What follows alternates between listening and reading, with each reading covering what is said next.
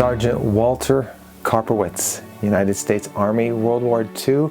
Walter's one of my Pacific War veterans. He fought in the South Pacific during World War II as an Army medic with the 7th Infantry Division attached to the 184th Infantry Regiment. And through his eyes and ears, folks, we get another first-hand account of what it was like to be an Army medic in the military in World War II. One of my unsung heroes. Walter's gone now, but I was so proud and honored to interview him in Sunrise, Florida, February 22nd, 2007. I was down there doing a lot of work with veterans. I did my first Iwo Jima film with veterans in South Florida. So Walter's story lives on, folks. He received a Bronze Star and a Purple Heart for his service in the military. And I think you're going to enjoy his story. I believe he was from New York, and you're going to like it. I want to thank Chet Howard again. Chet, thank you for sponsoring this story. Chet's one of my sponsors and helped me re-edit the Holocaust film. Just thank you, sir, for your support of my work and our veterans in our country. God bless you. Folks, if you'd like to sponsor a veteran, I just redesigned actually my Sponsor a Vet page. So you can find that on my website, larrycapetto.com. Click on the link that says Sponsor a Vet. I added some more Vietnam stories, and a lot of you like the Vietnam stories. Just take a look at the new design. I think you'll like it. If you want to sponsor a veteran, just include their name in the sponsorship, and I'll do the rest. You can also find that link on my with all my videos on my YouTube channel here. Underneath the video is the video description. The Sponsor a Vet link is under there. Just click on it. It takes you right to that page. If you'd like to donate to my work, there's information in the comments section of this video, folks. Freedom's not free. We hear it all the time. Freedom is earned, and contained within these stories, folks, are why we're free, why we've had our freedoms. You know, every generation of Americans needs to understand that freedom exists not to do what you like, but rather to do what you ought. Amen. These veterans fought, and now we're fighting for those same freedoms that our veterans fought for in our own country. So I just challenge you with that and encourage you to listen to Voice of History Radio 24 hours a day, 7 days a week. All the stories that you see here on the YouTube channel are on my radio station. So it's a great supplement. I want to reach school children with these stories, living history in the palm of their hands with the free apps. So share that with your kids, your grandkids. Seriously, make it a homework assignment. Teachers, educators, truck drivers, this is a great app to listen on the road. Okay, folks, thanks for watching this video, subscribing to this channel, and sharing these videos. And I'll talk to you again. God bless you.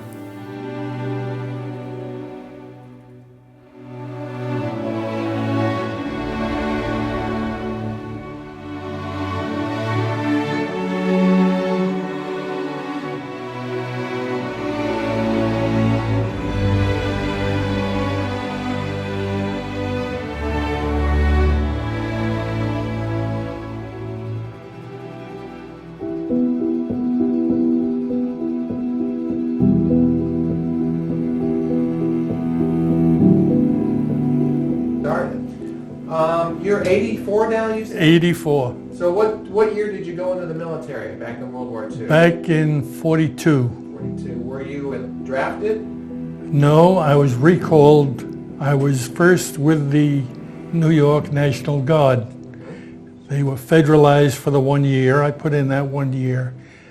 December 7th rolled around, and on December 11th, I was on my way home with a dependency discharge because my dad had been sick and I was the only one left in the family.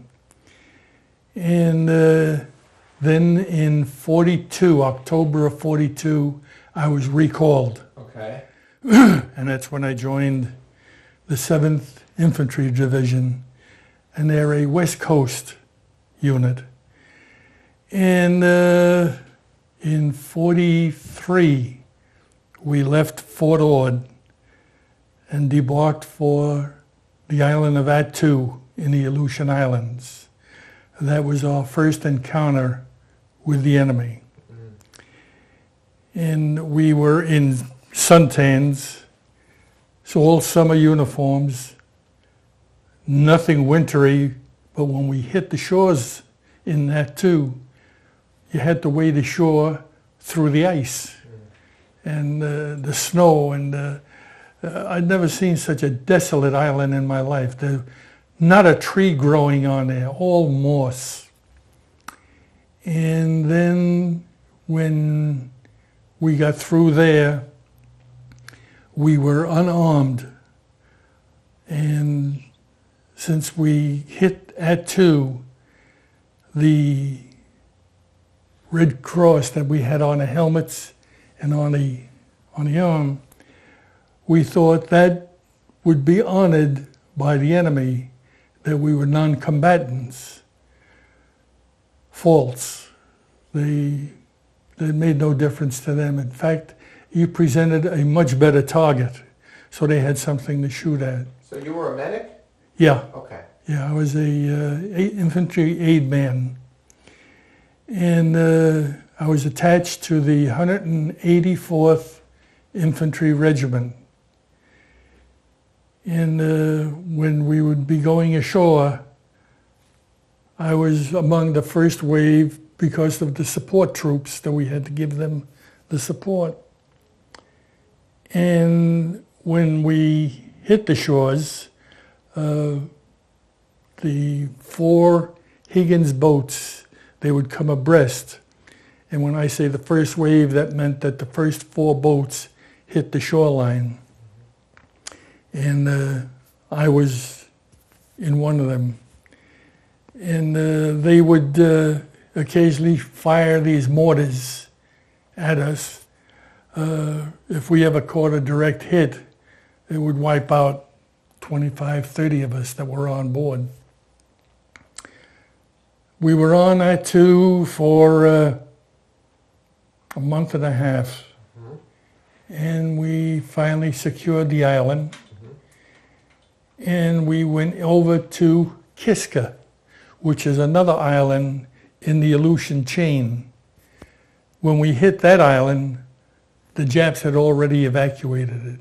So there was nobody there. So there was no combat. And then when we came back to Attu, we were there for about another 3-4 weeks. And then they boarded us on the ships again, and they took us to Hawaii. And there we started what they called jungle training. It was a completely different type of fighting than what we were really geared for. But we had to go through an area where there used to be a pig farm on the island of Oahu.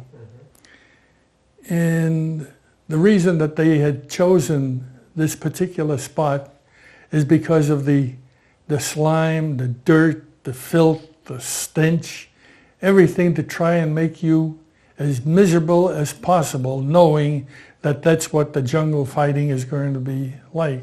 So they tried to gear us for it. Well, I think they would get us so ticked off that we said, let's go. Let's just go over there. Let's get this thing over with. It's enough of this training. And from Honolulu, we went into the island of Kwajalein. We invaded that. And that's in the Marshall Island chain. They promised us, as being assault troops, that we would no sooner secure that island of Kwajalein, we would be boarded back on ship and taken back to Hawaii. Well, we were told a lot of things, and we just didn't put any worth in it.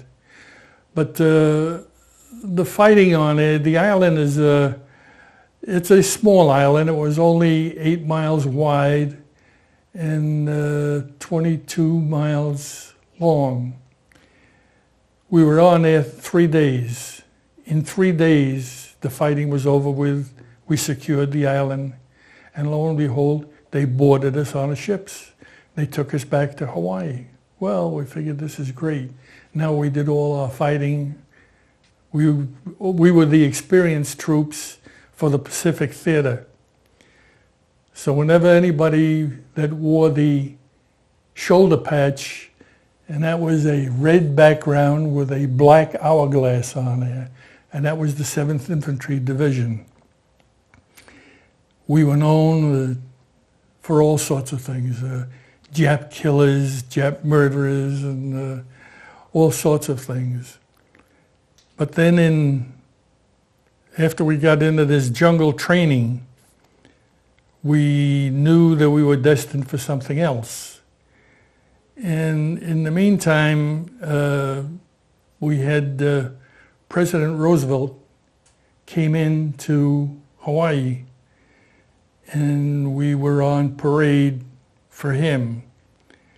I was selected as, why I was selected, I don't know, but I was selected to drive the Jeep with the president on board. Well, that being a 19-year-old snot-nosed kid, I was very elated. I mean, here's the president of the United States, and I'm driving him.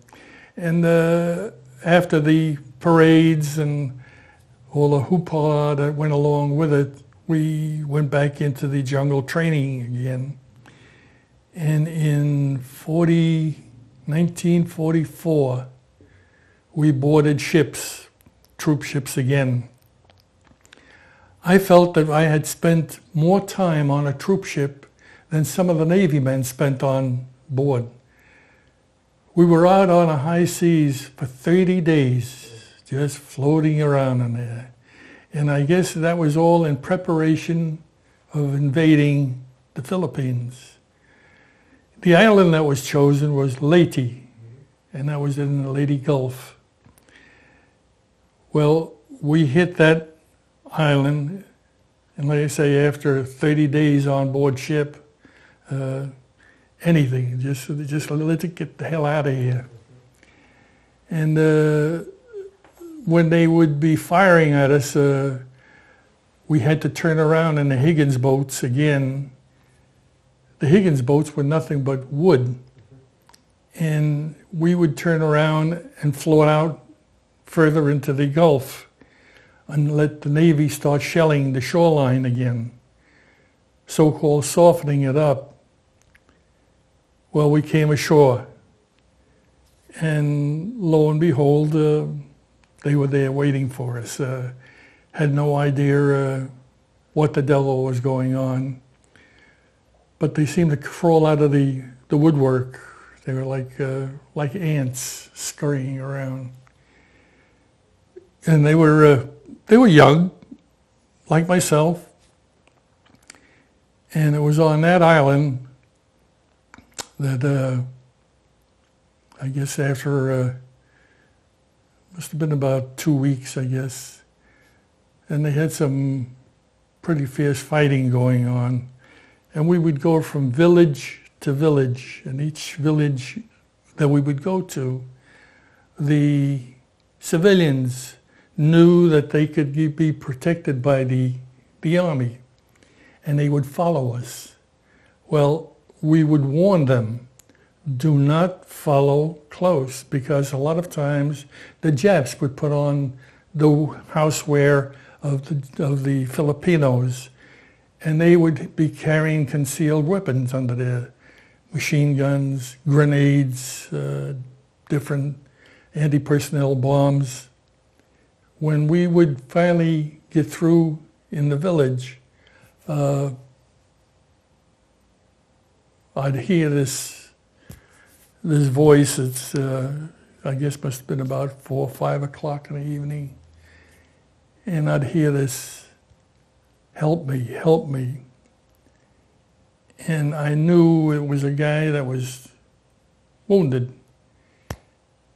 Well, I'm trained not to do any fighting, but since Aleutian Islands, when we were overrun by the Japs, they finally gave us rifles. So we became combat medics.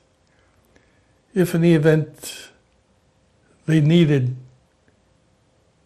rifle support, the infantry aidmen that were up there, and there was generally maybe about 10, 15 of us, we would be up on a line with them.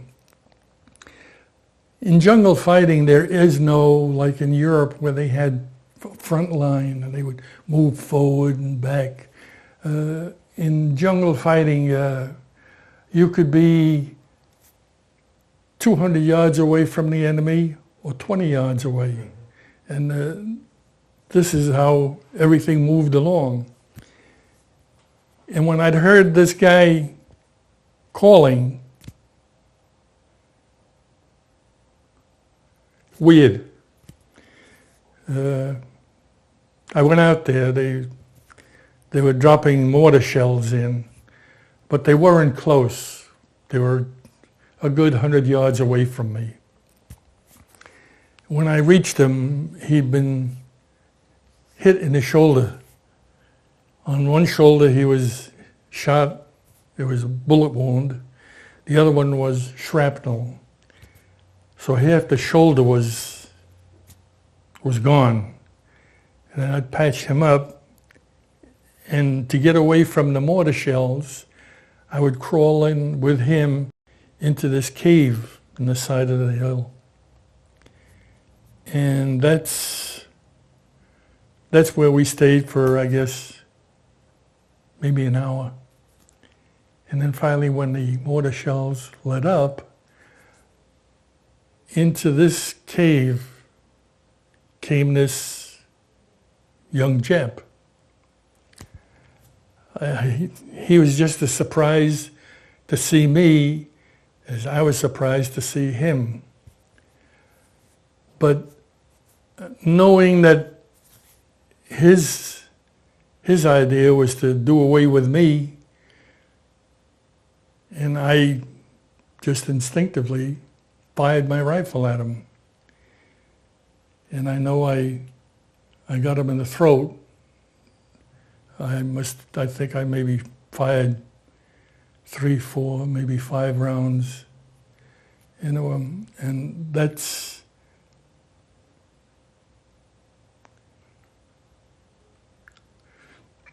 the only time that I knew that I took a life. Because all the other times when you're shooting, you don't know whether you're shooting, hitting anybody, you're just aimlessly firing in there. But him I knew that I killed. And it's not a good feeling. That lives with you all these years, huh? Oh yeah. Yeah. Well, let me ask you a question now, Walter. Through all these islands and the jungle fighting as a medic, I mean, what kind of casualties are you treating, and is it chaotic at times, or is it pretty organized? No, I would say it's never organized. Never. It's constantly people just running all over the place. Like I say, in the Philippines, for bringing this guy in, I was awarded the Bronze Star, and it made me feel pretty good. But I wasn't happy over the fact that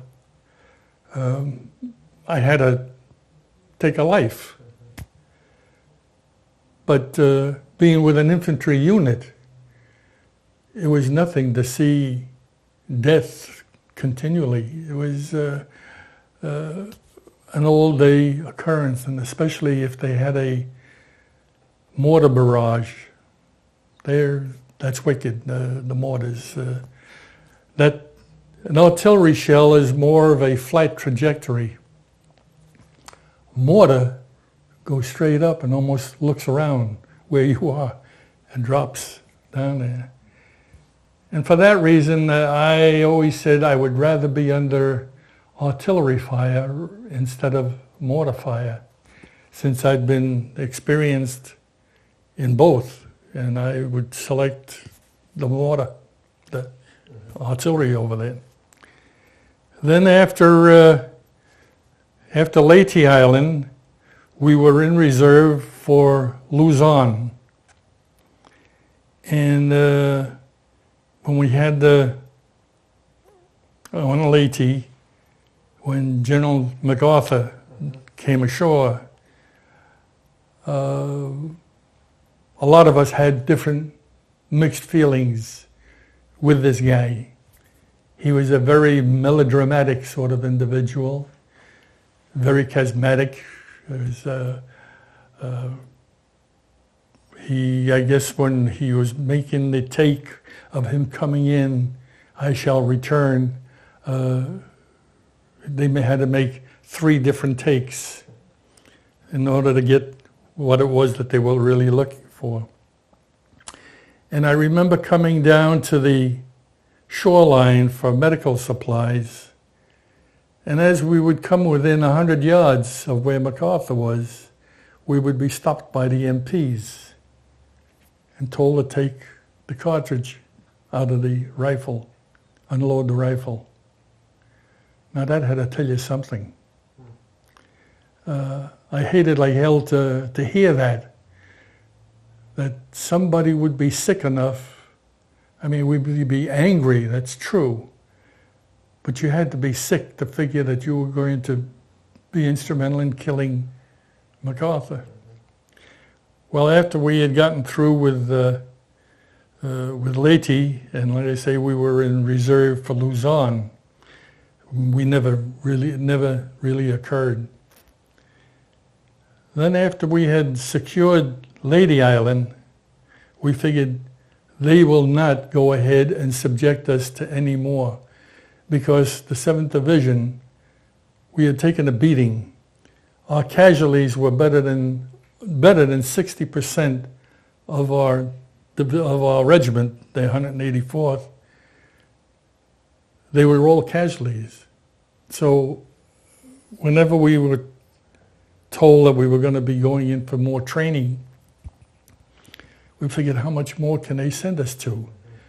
But since you're the most experienced troops in the Pacific Theater, you've got the experience, you're the one that should go in there because you know what you're doing. So I quote. Well, then came April Fool's Day. And that was in 45. And we went to Okinawa.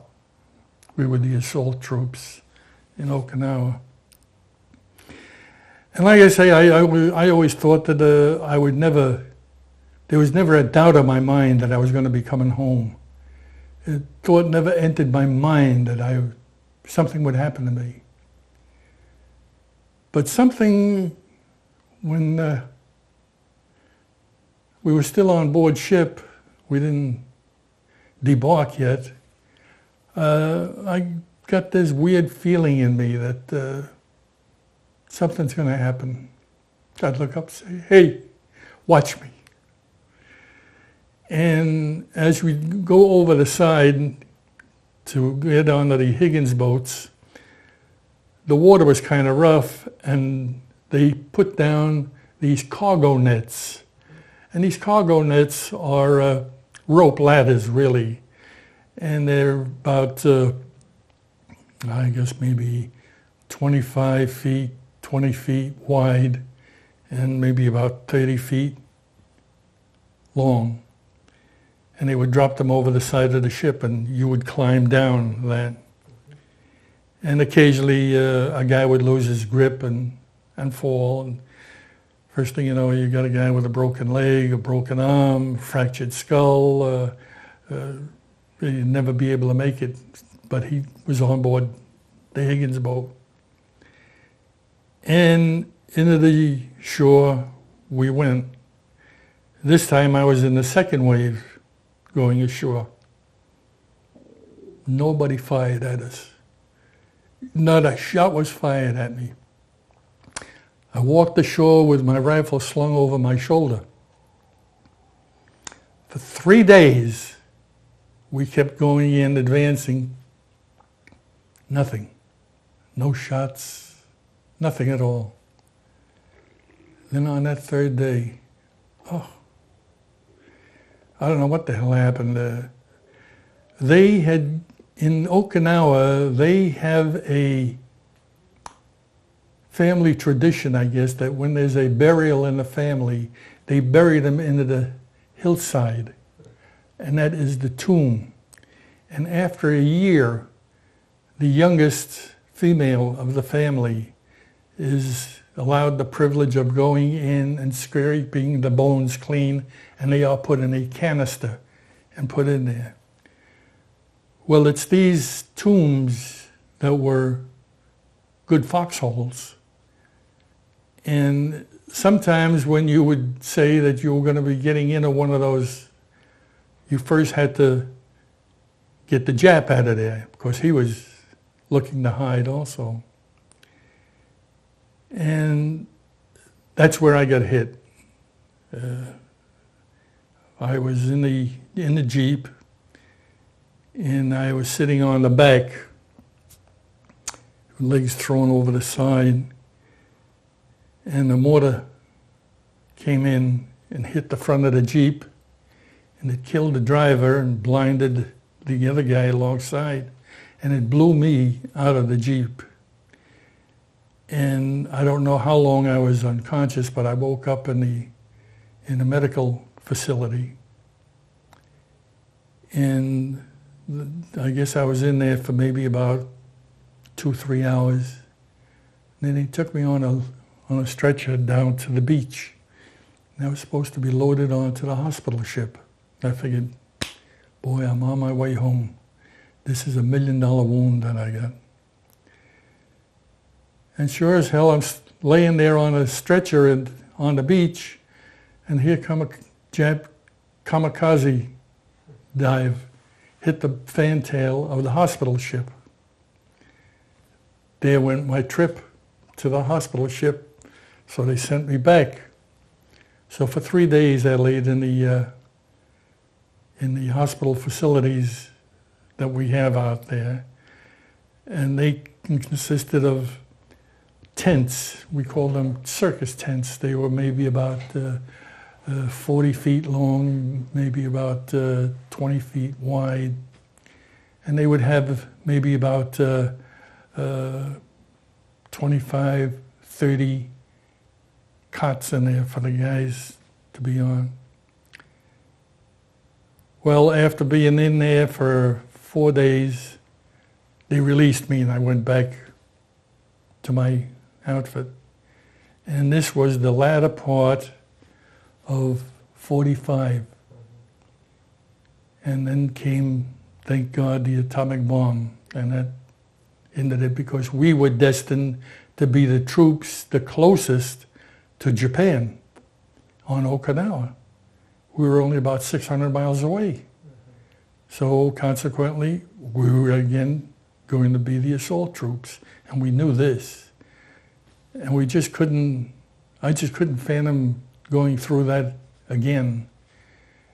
Well, thank the good Lord that Harry S. decided to send that bomb over. And they did a pretty good job. And we were loaded on the ships. They were sending people home by what they called the point system. And you had to have at least 80 points to be discharged. Well, I had over 135, and here I am on the island. I can't get home. But anyway, they finally got me on board a ship, and I finally got back, and they unloaded me in Seattle, Washington, when I came home, and I was discharged in 45, October of 45. Well, again, as a medic, I mean, you treated wounds, you Yeah. did first aid, did you, Yeah. I mean, what type of wounds, and just give me a couple Most- of casualties you treated. Well, some of the wounds were fatal. I thought that I'd be able to pull him out of it, but there's nothing that you could have done. If he received a belly wound, I used to dread that. Because now you're looking for anything, a shirt, anything, to try and stuff it in there to keep the intestines in and tape them up that way. After a while, you didn't even pay attention to what was going on around you. The shell fire, the machine guns, you weren't paying attention to that because you were too absorbed in your own work. might sound strange, but the training that they gave us as medics instilled something in you that you knew that you had to do something for this guy. And when you would have a few of them, well, like I say, the belly wounds were the worst ones.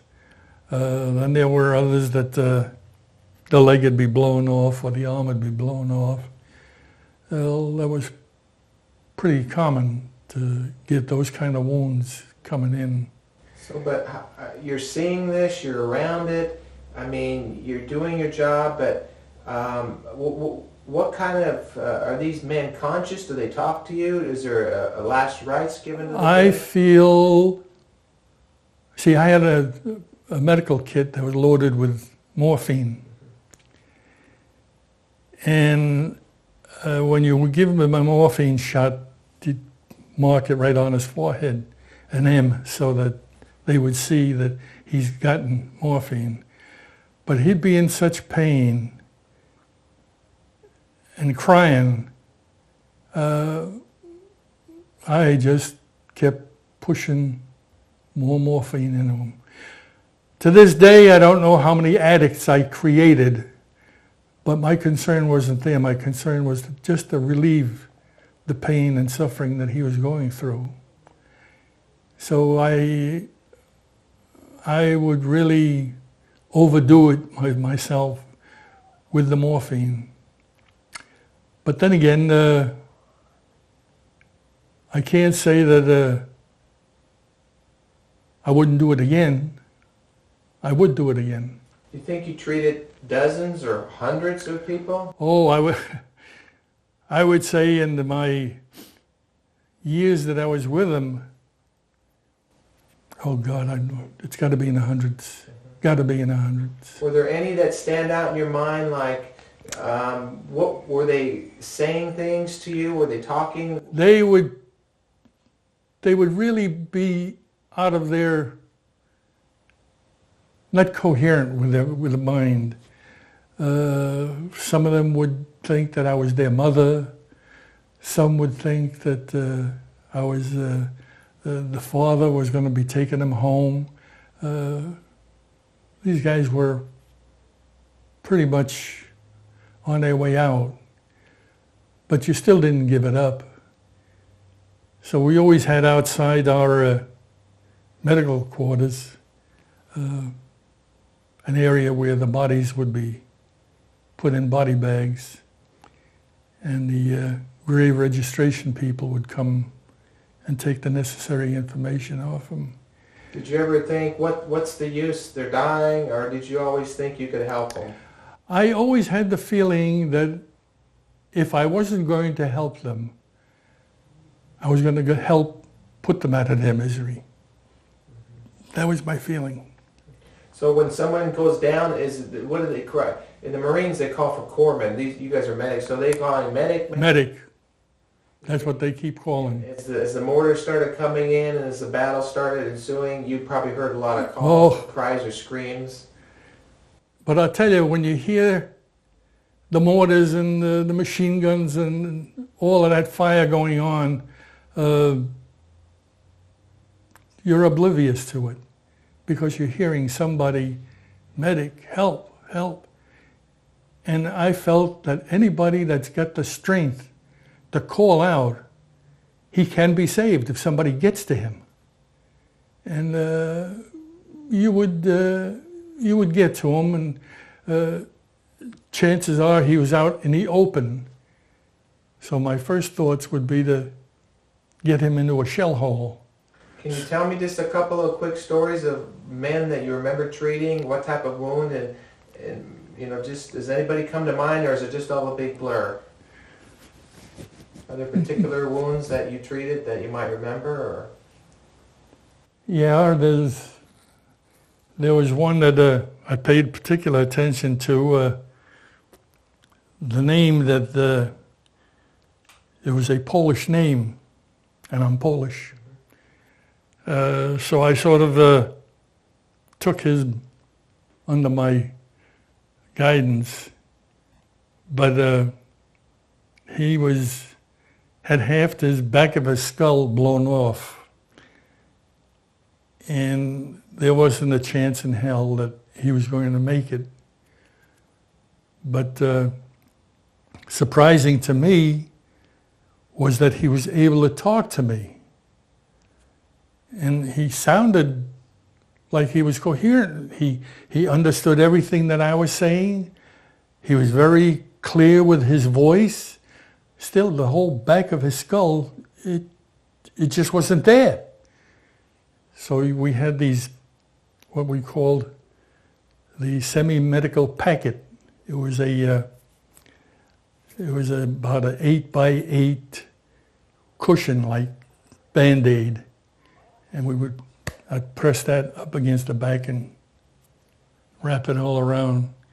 And he seemed to have stood out, but when I came back into to take a look at him again, he was gone. So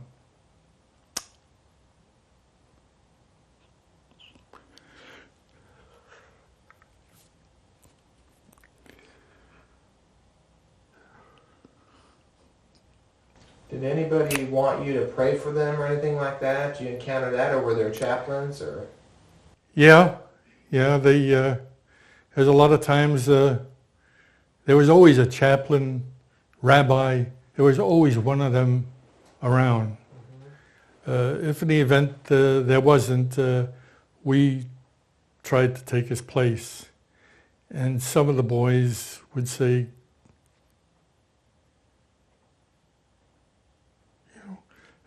could you say a prayer? And he knew that he wasn't going to make it. But you never gave him that idea that you were going to give up on him, that hold in there, you're going to be all right, we'll get you down to the beach, and they'll load you up onto the hospital ship, and they'll really give you good treatment there. So of course we got to be professional liars, is what we really were. I thought that it was something that you were destined to do, and you just automatically did it. But when we lost people in our own category, our own medics, we would be in the foxholes, and these mortar shells would come in. And this one kid, Eddie, he was in the foxhole alongside me. And how you really felt that nothing was going to happen to me, but the shells were coming in at such an abundance that it seemed that somebody must have notified them that this is where some troops are, so concentrate your fire in there. And it seemed that I'd say maybe every minute, there'd be a mortar shell coming in. And one went in and right in on Ed. So there wasn't even any dog tags to be found to identify him. It's just a big hole. And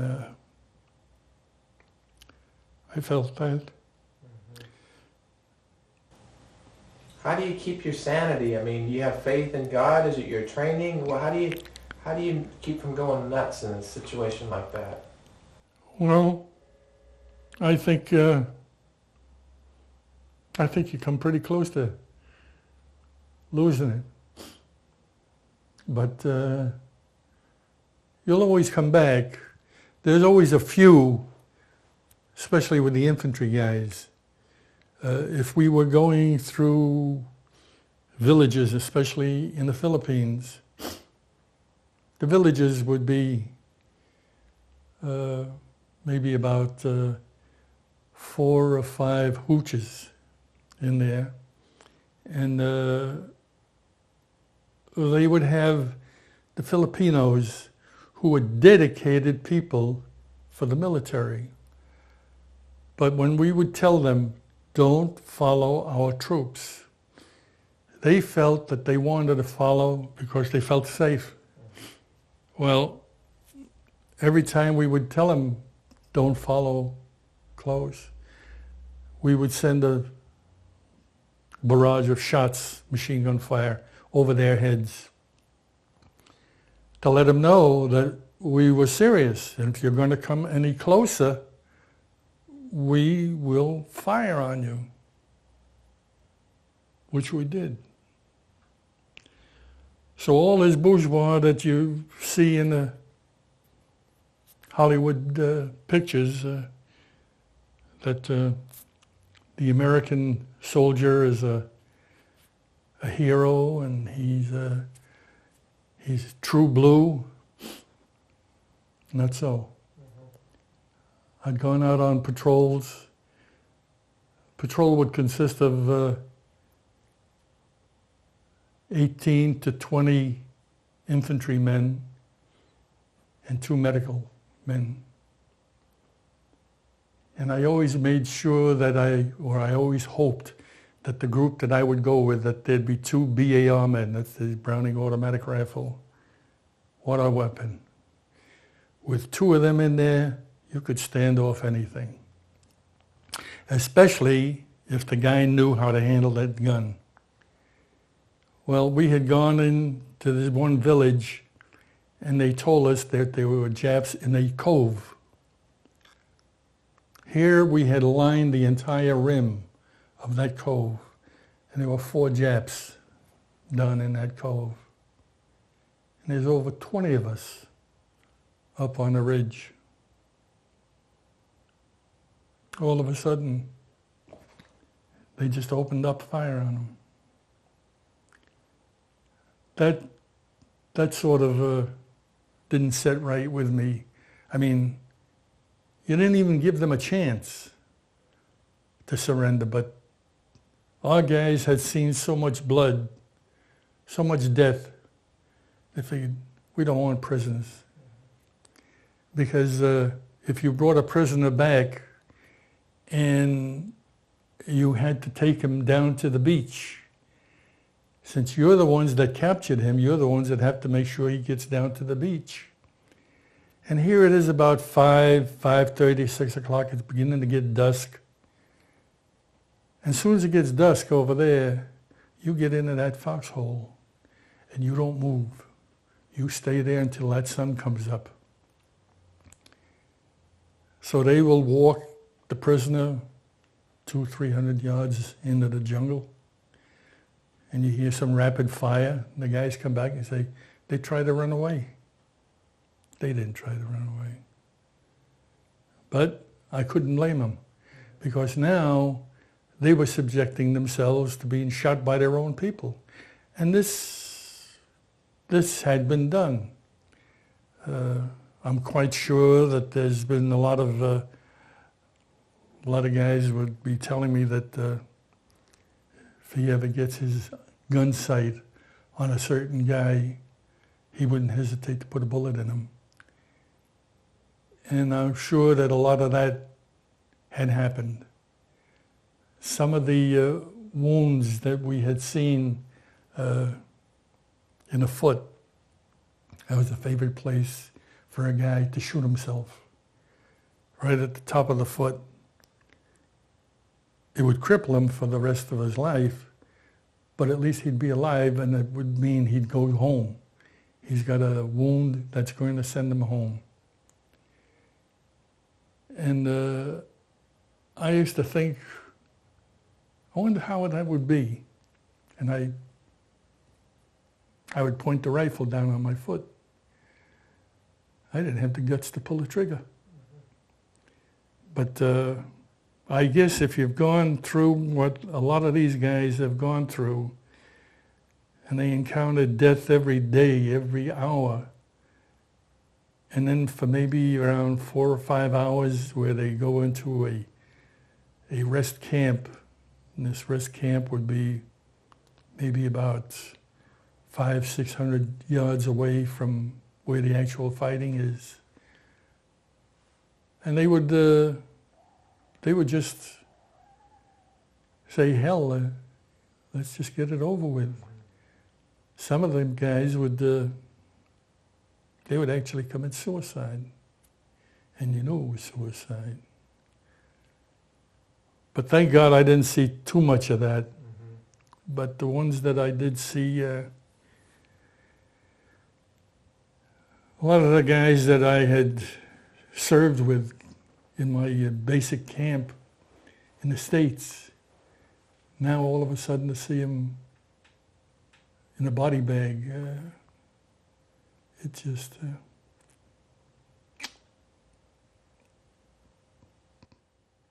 But that's, like they say, life goes on, and it had to.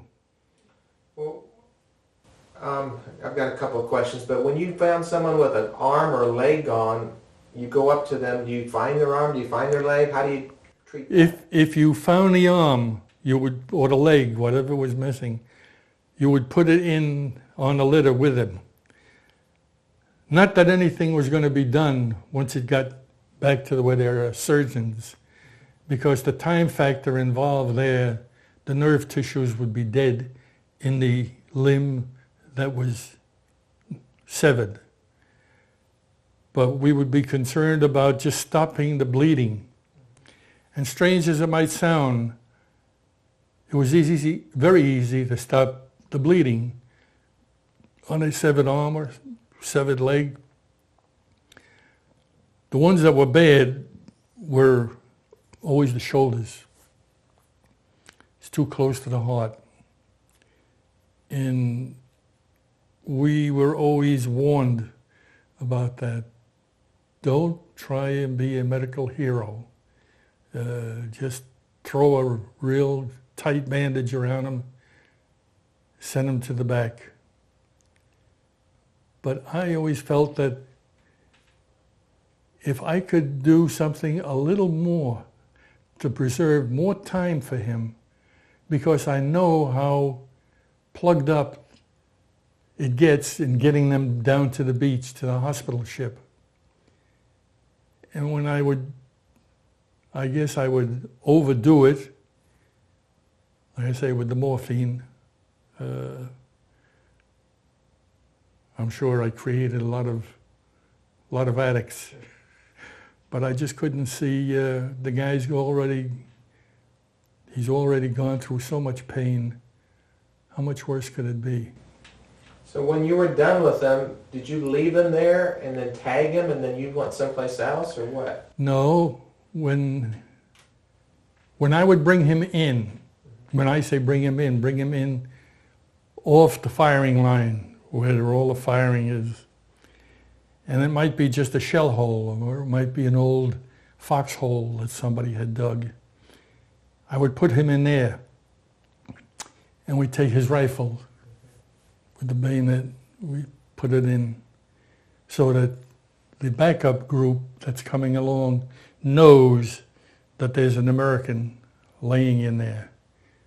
Now, who knows, maybe when they got there, maybe he was dead already. I don't know. I have no assurance on that. But you didn't wait around to see. You had other stuff to do. No, you couldn't. Things were happening so fast that you just hit and miss. Like I say, if I spent too much time on this guy, the other guy that's calling might be gone. Did it ever feel like you can't get to everybody? Oh, yeah. So you triage, do the best you can? Not only do you try to do the best you can, but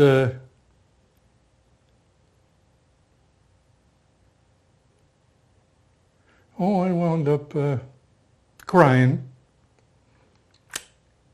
After everything was over with, everything was subdued. And it was nothing to see quite a few of us just sit down and cry. It was a way of freeing ourselves. We knew we couldn't leave the line. We knew we had to stay there.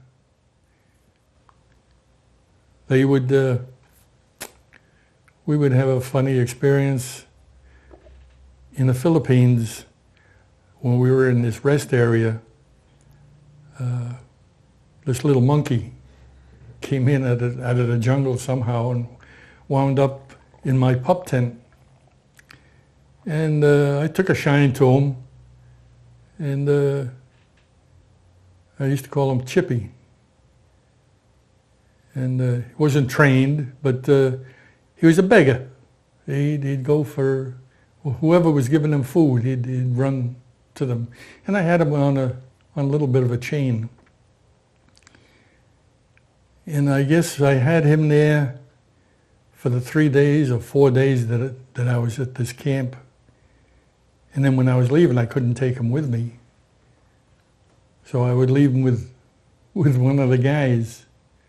So I had pictures taken, and my son, he's the number 2 son.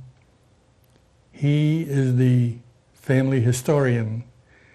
So he has the photo album that I had with all of these pictures, and one in particular, this guy Dawson,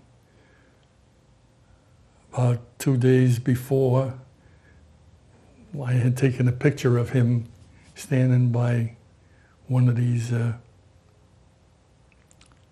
I guess you could call them a pit where the machine gunners would be. Mm-hmm. And he would go ahead and make jokes and everything.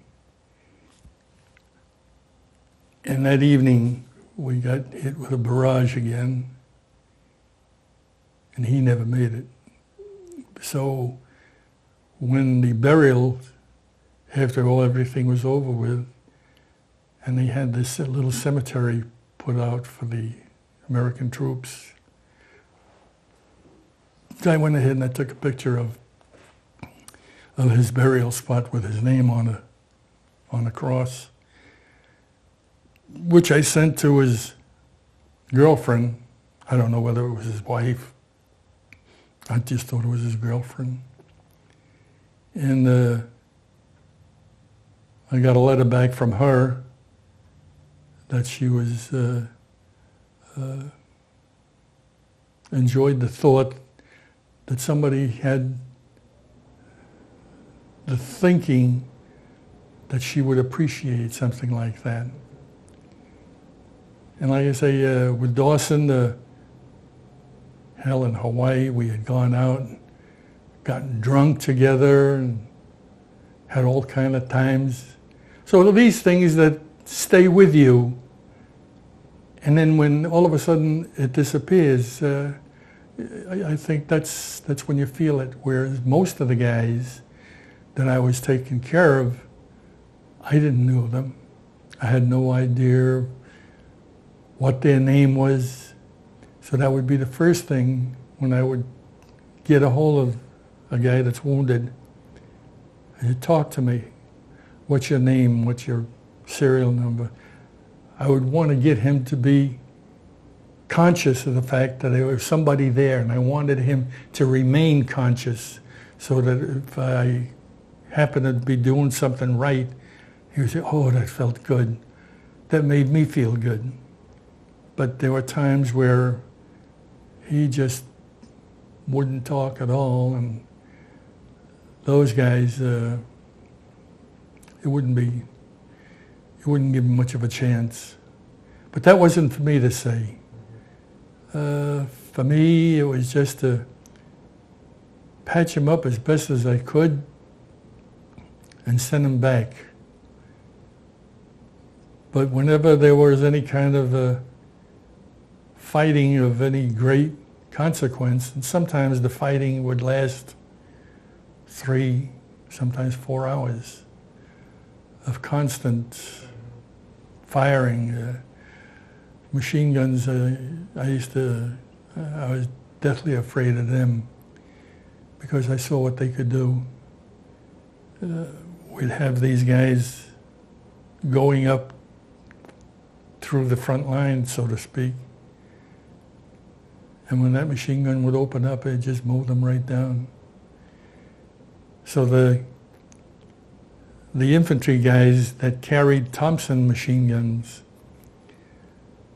they said in the States they taught you to aim the gun down and it would fire up.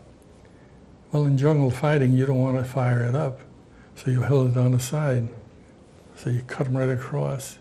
So you always aimed belly high, and hopefully you never saw the person, but you knew they were in the thicket, they were in the weeds, in the trees, in the shrubs.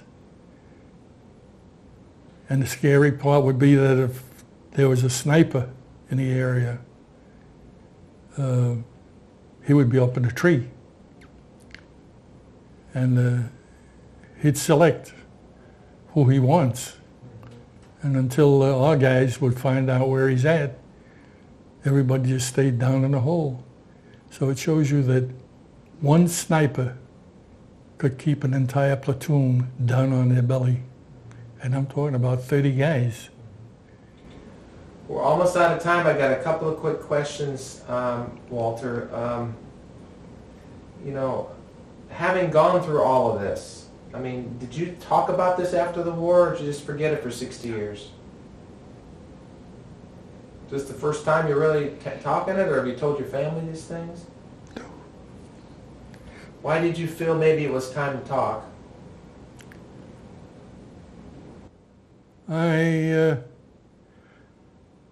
When the family, I would talk about my days in the stateside, in my training, my earlier years, nothing to do with combat, nothing to do with the war. Those were good times. So I wanted to talk about that, let them know. And I think if I had it to do over, I don't think I'd. In fact, I know I would not talk to them. I would not tell them. It's not something that that I want to harbor, that I want to confess, so to speak. It's not a pleasant chore, and I didn't feel that my family should be told. Well, I talk to Vietnam veterans now too. A lot of them have post-traumatic stress from their tour in Vietnam, but you were there longer than a year. But my question is, how could you go through all of what you did, survive, come back, live to be 80-some years old, and it doesn't seem to me that you have a post-traumatic stress or shell shock or whatever. What was the difference between you and the Vietnam vets? I believe that the Vietnam vet was subjected to or exposed to a lot of drugs, alcohol, females. They were exposed to all of that. And they knew that they weren't being supported wholeheartedly by the people at home. So I think my outlook on that would be that the Vietnam vet feels that, well, I'm here and I'm not going to make it, so I'm going to take every damn thing that I possibly can. So let's take the dope and the women and everything else. So it's not that they saw worse things than you did, it's just the way... No, that's right. I think some of it was coming back home and they were immediately back in civilian life. There was no help for them. Where you guys, it was a process of time coming home. You didn't just come home one day. It took a while. You were on a ship. There was probably several months that might have elapsed before you were released. But do you feel like our country today is better because of what you did in World War II, or do you think that's all forgotten and... No, I think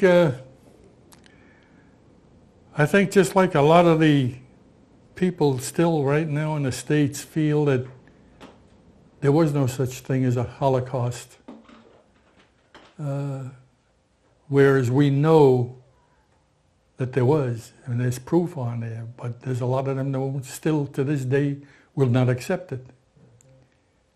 But what you fought for, our freedoms, the flag, do you think all that is still here, or are we losing that? Tell you the truth, I feel that when I joined the VFW, when I came back, and I was commander of the post, and I was told that the high school that we helped support, the kids were told when they have the playing the Star Spangled Banner or having the salute to the flag, those not caring to participate sit. Well, that didn't sit right with me. And I made an appointment with the principal that I would like to address the auditorium and bring a few of my colleagues along with me. So I brought all my officers with me. And they were all World War II veterans. And I was happy to find out that the information that was being fed to me was false. So that made me feel a little better. But when I first heard of this, I was infuriated. I felt if I shed blood for the Purple Heart, and I've seen all of this action, and being awarded the Bronze Star, and you have the nerve to sit there and just ignore the flag as it goes by, But as far as the flag, and I agree, I'm afraid though that our country's forgetting, our young people know nothing. That's a big reason why I do this, and go around into schools and talk to kids and do what I can to help educate them. But my concern is that we are forgetting, and all the people that died in World War II, that their deaths were not in vain, and that it does mean something to this country. And someday when all you guys are gone, it's like, what's going to live on? So that's why right. I'm producing this. And that's why I'm hoping, that's part of why you're here, is for history's sake, that we need to record and that we need to hear some of these things, because we have some freedoms that many people don't even realize why, and they take it for granted. That's right. Yeah, I agree with that wholeheartedly. And I do think that the young kids, for some reason, when they see an old guy, especially on Memorial Day, you see these old guys with the veterans caps on, and I'd love to see young kids with their parents come to these ceremonies, and they're all with the flag and all. Makes me feel good. But like I said, I really don't care to talk about it. Not that I want to forget, I'll never forget. It's just that I feel that it's not something that I'm proud of. I'm not proud of